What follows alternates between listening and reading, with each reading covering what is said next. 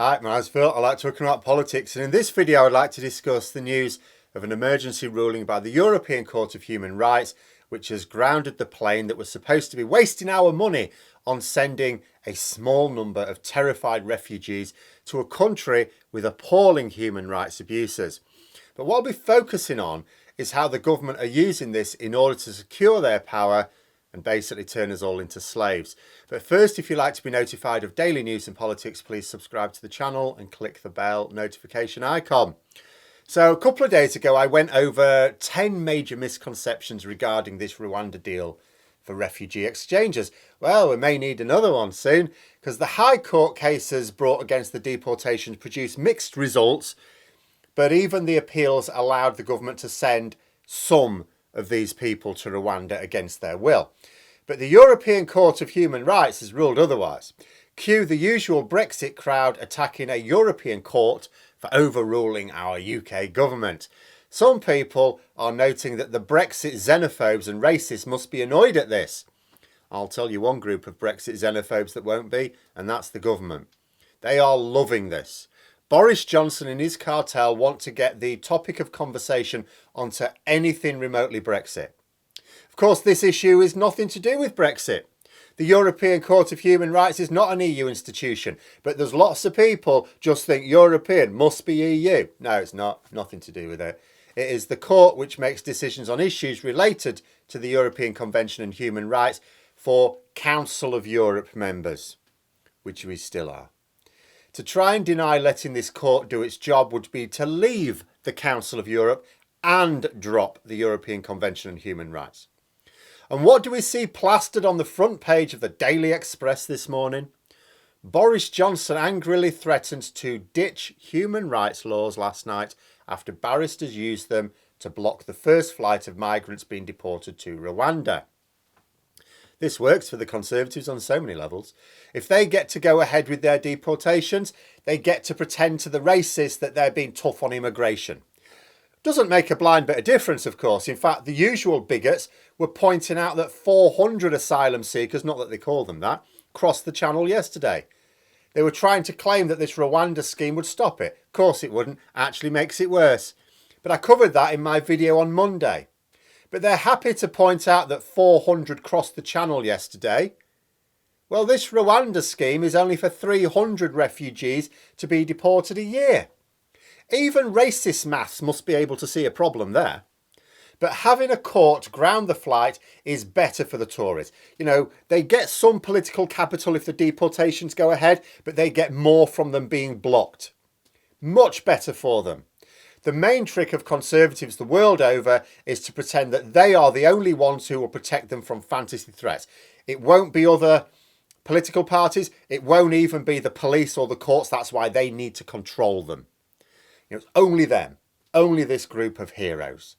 You know, and immigrants are an oft-used fantasy threat for these people. We've seen it from past Conservative leaders in this country. We've seen it from Conservatives in America, close to home. We've seen it from Conservatives vying for power in France and the Netherlands, where they've not been all that successful, but where they have been successful in Hungary, say.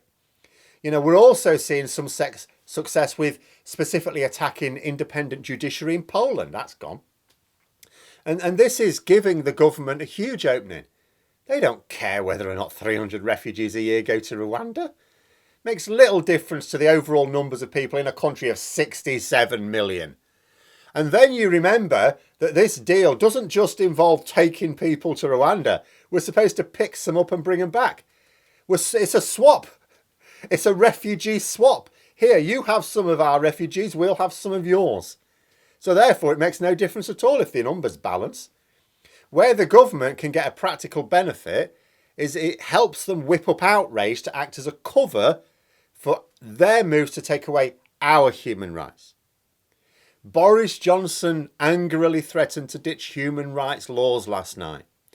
Right on, say the racists. These people are abusing human rights laws. The law is too soft. They see that law as being a tool of other people, you see. That's the problem. They don't see that the same law also protects them. It's about others. It's these others. Because they think to themselves, well, I've never had to use these human rights laws, so we can do without them. Now, as soon as you do without them, you'll suddenly realise you need them. They take them for granted. So they support the government's move to first of all get rid of the Human Rights Act and using stunts like this, remove ourselves from even more European institutions. Because as this case shows, because this was the European Court of Human Rights judging here, as it shows, if Dominic Raab gets away with abolishing the Human Rights Act, which is the domestic version in this country, we're still bound by the European Convention on Human Rights. So what they'll want to do is pull us out of that. They'll do it a bit at a time like they do with everything. You know, if left unchecked, they will pull us out of the Council of Europe without a referendum even. And they'll just tie it to Brexit, because this is one of our biggest problems right now. We've got people at the top of the government like Boris Johnson and Priti Patel who seem to genuinely believe they've got the right to do whatever they like because of their position. They don't make a distinction between being part of an executive for a parliamentary democracy and being a dictator. Like they think they're like an absolute monarch where they just get to decree things and it happens. You know, the difference between a democracy and a dictatorship for them is just window dressing. The second problem we have is that the Conservative Party behave as if Brexit gave them a blank cheque to do whatever they like. The referendum was supposed to be quite specific. It was supposed to be just leave the EU, so we're no longer EU members. It was not supposed to risk our place in the single market. The 2019 general election, where clearly it was risking our place in the single market, where all the pro-Brexit parties, remember, got less than 50% of the vote, because we didn't vote for this. But that was supposed to be about leaving the EU. Yes, we'd be leaving the single market, but we would get a deal that meant our trade would carry on as normal. That was the promise. At no stage of Brexit have we ever got what was promised as we went to the polls. We didn't get what was promised as people went to the referendum, to vote in the referendum in 2016. We didn't get what was promised when people went to the polls in 2017. We didn't get what was promised when we went to the polls in 2019. And for 6 years, the Conservatives have been getting away with it. They're learning that they can twist facts, even make up new ones in pursuit of their goals. But the people who will use their hatred of others, you know, who will support moves to remove human rights laws, they're not going to be happy if they suddenly need the protection of those laws themselves and they're gone. And this is just the first step. We've already been trashing human rights. Freedom of assembly is a human right, right to protest. You know, this has technically been banned by the Police Crime Sentencing and Courts Act a few weeks ago. You don't even have to be taking part in a protest. If you're taking part in a large gathering that can be deemed to be annoying to others, banned. You know, it's not been put to the test in a big way yet. The government are no doubt eager for a chance to do so. No doubt the European Court of Human Rights will be invoked again, and they will say the acts contravened human rights laws, and the government will ramp up the pressure to remove these laws more quickly. Because they'll say, look, here's another example. They won't let us deport people. They won't let us ban these hooligans. They won't let us do anything. We need to move. It wasn't enough to leave the EU. We need to leave the Council of Europe. And because people don't really know what the Council of Europe is, it'll just go on the nod. But of course, removing, you know, the human rights laws from domestic law doesn't affect the work of the European Court. Only leaving the Council of Europe will do that. So the swivel-eyed loons will urge global Britain to remove itself from another international institution, diminishing our reputation and influence further. As for the present situation with these deportations, the whole thing is a farce. You know, after the High Court case, as far as I could tell, there were only about 7 people going to be on that flight anyway.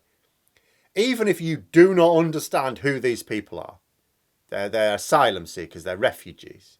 But even if you don't understand that, and you don't understand the law that they're using, what good is that? Sending 7 people to Rwanda.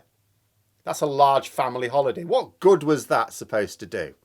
It also got me when Priti Patel, after attacking the court, of course, said that she wouldn't be deterred in controlling our borders. Absolute nonsense. We don't control our borders, do we? We let in thousands of shipments into this country a day with hardly any customs checks and no standards checks at all. Anything could be smuggled in. As for people arriving by boat, how does this control our border? If the Daily Mail can see them coming, I'm pretty sure UK Border Force can.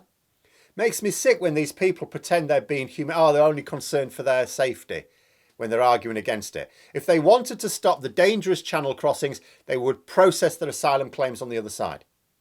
They're making those boat crossings because there is nowhere else to make their claims. Nowhere. There's nowhere they can go to make those claims other than the UK. So set up a centre on the north coast of France and sort it all out there. Instantly there'd be zero boat crossings like this. Zero. But no, because these Gauls want these crossings to carry on. They want them to carry on.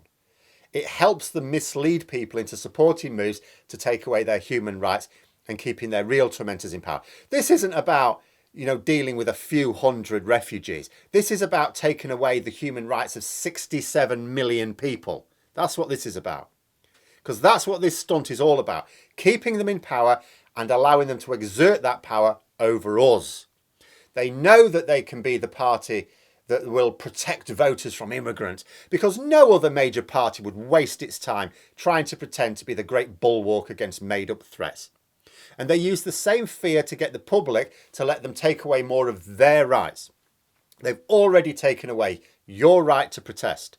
They're now building up to taking away your right to industrial action. And these are just steps on the way to removing all human rights. And for anyone who's comfortable with it, I strongly suggest that you download and read the European Convention on Human Rights. It's nice and accessible. It's quite easy to read through the articles and realise that none of those rights exist elsewhere in British law. They're not repeating something that exists somewhere else. All of those rights are gone if Boris Johnson follows through on what the Daily Express described as angry threats. And my worry is that we'll actually inadvertently help them to do it, even those of us who can see what's happening. Because when the government is attacking refugees, we defend the refugees. Of course we do. They're the vulnerable people being oppressed here. But the Tory voters don't care about them. When the government attack union workers, we'll defend those workers because they're the new ones who need the defence. But the Tory voters don't care about them either. Whenever the government push their culture wars against whichever group they don't need on their side, we will defend those most immediately oppressed. But what we need to do is to make it about those Tory voters, bring them in. Explain how they will lose their rights if this government follow through on their threats. Because it's how politics works. There's no point trying to convince people who would never support the Tories anyway. What are you doing? What are you achieving? Nothing. We're trying to get through to those who do. And those who do need to see how the same stick used to beat people that they don't like will swing around and smack them in the head as well. But those are my thoughts. Let me know yours in the comments below. I hope you found the video interesting. If you did, please click the like button. If you'd like to support the channel further, please click the join button for memberships even. And until next time, I'll see you later.